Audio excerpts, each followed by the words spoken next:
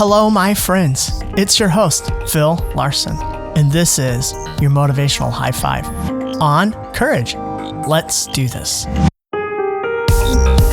Hello, and welcome to another episode. It's been a while, but hey, we're back, we're moving forward, and hey, that's what matters. Actually, kind of relevant to the topic today. Anyway, did you know that this podcast, Your Motivational High Five, is 9 years old? What are we going to do when we hit 10? That's got to be something significant, maybe. Back in 2016, little did I know that this podcast would be helpful to so many people.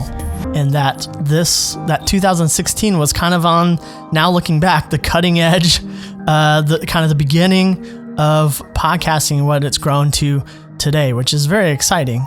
I thought I was late to the game back then, but now looking back, it feels like I was ahead of the game. All the big corporations and everyone's got a podcast, and that wasn't the case back in 2016. That's exciting that this medium has been so accessible, has grown so much, has been so helpful to so many people. Thanks for sticking with me, and let's keep going. Today, I want to talk about courage. And sometimes when I think of a word or trying to understand a word better, I think of its opposite. And I don't know, I Googled the opposite of courage and it's cowardice. And I'm not so sure about that. It feels like to me, cowardice is kind of an outside opinion that people impose onto someone else. Or maybe it's kind of this inward turmoil. But I feel like you could feel like a coward and yet still do some courageous acts. So it doesn't feel the opposite to me. So then I was thinking, is it apprehension or apprehensiveness? And it seems like that is like referring to the feeling of worry or fear about something that might happen in the future. And still, I think that that and being courageous can both exist. And so then I think about what is courage? Courage feels less like a state of being because we're all kinds of being at the same time, and more like an act of like moving forward and doing something. And you can be apprehensive while doing that. So that can happen at the same time. So maybe the opposite of courage is like staying put, like feeling stuck, but then choosing to stay stuck. And choosing to stay stuck, that is based in a lot of fear, letting fear get the best of you. And I'm not talking about the healthy kind of fear where it's like you're on the edge of danger, you're driving too fast, or you're on an edge of the cliff all of a sudden you need to step back. That's maybe good fear, but I'm talking about the kind of fear that stops you from living fully, more of a fear of failure. And you really just lean into, I'm going to fail, and so I shouldn't even try. And that feels like, yes, that is the opposite of being courageous. When we're having a hard time finding courage, I think we convince ourselves that everyone else has it figured out. And you're the one just pretending. As if anyone who's ever done anything hard, they've not had fear. They aren't apprehensive. They are moving forward because they have courage and they believe in themselves, and it's not hard. But I'm here to tell you that's not the truth.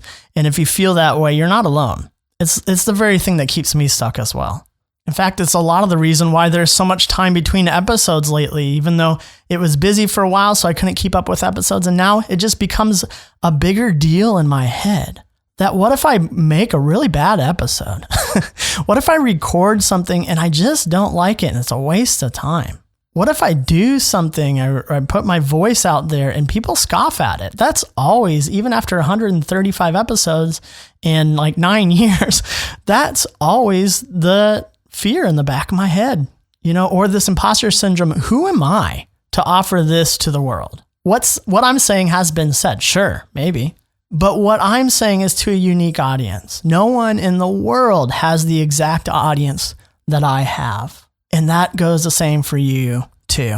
I think of some people that look pretty put together or successful, and they're just putting themselves out there, putting out great art. How do they do it? Someone like Elise Myers, if you follow Elise Myers on social media, she is hilarious. And then occasionally she'll sprinkle in there some like deep truths, some really impactful, thought-provoking things. And I just love that. And I remember one of the first ones I was like, oh, okay, that's great. Because she talks a lot about her anxiety disorder. but she's always in the public eye. She's doing interviews and she's doing hard things, some crazy, really big things. And she, in this reel, she talked about how someone asked her, with your anxiety disorder, how do you do all these things? How do you find the courage to do it? And she says, yeah, the anxiety, the fear, that doesn't go away. You just do it scared. Do it scared. Do it anyway. You see, this sort of self-doubt and this temptation to stay stuck and to listen to those voices, it shows up for everyone. Even people you admire, ones that look so confident and put together, things that you are judging someone's inside by their outside, by what you see put out there in the public or on social media. The difference is that those people who do feel fear and want to stay stuck, they move forward anyway. And that's the real definition of courage, I think, is not the absence of fear or the absence of apprehensiveness, but action in spite of it. The things that are inside of you, dreams, talents, words, your art, it's inside of you for a reason. It's inside of you because the world needs it. And so do you. Your voice, your ideas, your presence, your decision to show up matters. And fear will try to convince you otherwise. Apprehension, choosing to stay still will convince you otherwise. It's a voice. It's a voice that says, what if I fail? What if I look dumb? What if I look foolish? What if I'm not enough? And it's easy to believe that. That voice is loud. It's easy to shrink and to stay silent, to avoid the risk. It's much more comfortable that way. But being courageous is never comfortable. Every time you choose safety over growth, a little piece of you stays stuck. And you are not born to stay hidden.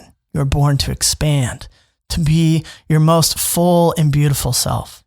You were made to try things, and you were made to stumble and fall. You were made to do that because you were also made to get back up and to learn and to rise. Every person who ever did something meaningful started where you are, started with those questionings, feeling unsure about themselves and afraid and probably underqualified. But in spite of that, they showed up anyway. They took the step. Don't wait till you feel ready. Ready is not real. Ready is a myth. Ready is the myth of perfection. If you wait until all the fear, all the apprehension is gone, you'll always be waiting. The magic happens after you leap, not before. Courage doesn't come from thinking you're perfect. It comes from acting even when you're not. So the next time the desire to be comfortable and to stay stuck comes up, notice it, acknowledge it, then walk forward anyway. Remind yourself that discomfort is not a sign you're doing it wrong. No, it's a sign you're doing something important. You're doing something meaningful. Because on the other side of discomfort, of feeling stuck, of fear, of apprehensiveness is growth. On the other side of fear is the life you actually want. And every step you take through that fear, when you find courage, it's a step back toward yourself, your real self. And you're not weak for feeling doubt. You're not weak for asking, am I courageous enough? And you will find out when you move anyway, despite those feelings, in the face of those feelings, with those feelings, you are stronger than you think. And I saw this in my wife. I saw this. She's better at doing this. She's better at moving forward than I am when something comes up and that could be fearful. And my wife, who is a content creator herself, who has a YouTube channel, a kid's YouTube art channel called Kylie Makes It, where she makes art. Her name is Kylie, so it makes sense, right? A publishing company, a relatively big and successful publishing company, reached out to her and said, we want you to write an art book, an art activity book for kids that is themed around space. So that includes, planets, asteroids, rockets, all these things. So puzzles, games, crafts. And she brings it to me. My immediate response is, oh, this is a lot of work. How are you going to do this? How are you? And that was kind of my inner turmoil. And I can't remember, this has been a couple years now since they first came to her about it, because at the time, she was very busy with some other things and projects and ideas and dreams. And that was my immediate response. I can't remember exactly what I said to her, But I think eventually I asked, what do you want to do? And of course, she felt similar things that I was feeling, but she's like, I want to do this. I think I need to do this. And in spite of the fear, still recognizing the need of her for her growth, but also the need of the world that needs this, she moved forward anyway. And so she devoted like the majority of April of 2024 to writing this 136-page activity book. And the publisher loved it. And it just released June 2025. And it's beautiful. And she got like 25 advance copies mailed to us. And we were just flipping through it. And we were just, wow, the dream has been realized that despite fear, she moved forward anyway. And now there's this beautiful thing in the world. And if you have a creative kid, maybe you want to buy the book here. This is my little self-promo for my wife. It's called Space Activities for Kids. Okay, let me pull up the whole title with the subtitle because it's kind of long. Space Activities for Kids, 50 Cosmic Crafts, Games, and Puzzles. You can buy it online on Amazon, Walmart, Target, Barnes & Noble, Books A Million, other places, and other distributors around the world. But I see it now, a dream realized despite fear. And I look at my wife and I go, wow, she had courage. She was courageous. She stepped forward and she put herself out there. It's vulnerable. It's scary. And now we're feeling another different kind of fear. Is like, what if it doesn't sell well? But hey, we're getting ratings and reviews on these websites. And it's 136 pages long. It's substantial when you hold it in your hand because these pages really printed beautifully. And the illustrator they worked with was just really great. It's really incredible. Yeah, I guess, if most people shop on Amazon and get it or whatever, or you go to kyliemakes.com/book and see all the different ways that you can buy it there. And I'll leave that link in the show notes. But anyway, okay, enough promo. All this to say, moving forward, instead of choosing to stay stuck due to the fear and apprehension, letting that happen and doing it anyway, that is courage. And friends, I'm under no delusion that this is easy at all. You won't do it perfect, and that's okay. In fact, no one wants perfection. I think that's why some people shy away from the AI creations is it doesn't feel real. It doesn't feel authentic. It's too perfect. And no one wants that. No one wants perfect. If you are achieving great success, show your vulnerability, show your fear. That's how you can help heal the world, is to show that you are a normal person doing hard things. You are overcoming your self-doubt and your fear. If you are choosing to be courageous, also talk about your inner landscape, about these self-doubt feelings that feel like they're in conflict with your courage, because that will help us take that next step forward. Please do that. But friends, all these rewiring, these paradigm shifts, we've talked about the rewiring of your brain, choosing new narratives to believe. And that's how we rewire our brain, is by choosing to believe these narratives when they feel unbelievable. And then at some point, you'll feel a click and your brain begins to believe the reality, which is you can do these hard things and you can feel that they're hard, but you can do them. And that is inspiring. And the world needs that sort of inspiration.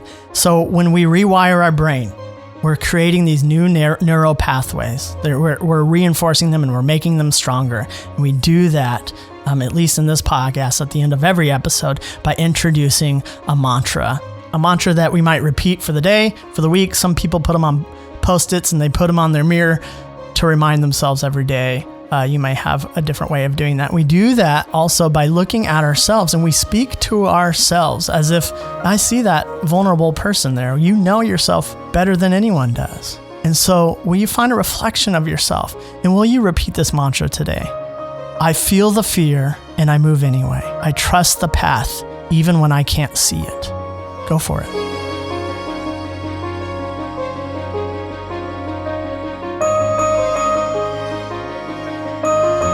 And friends, let that carry you forward today, because your future isn't waiting for you to be fearless.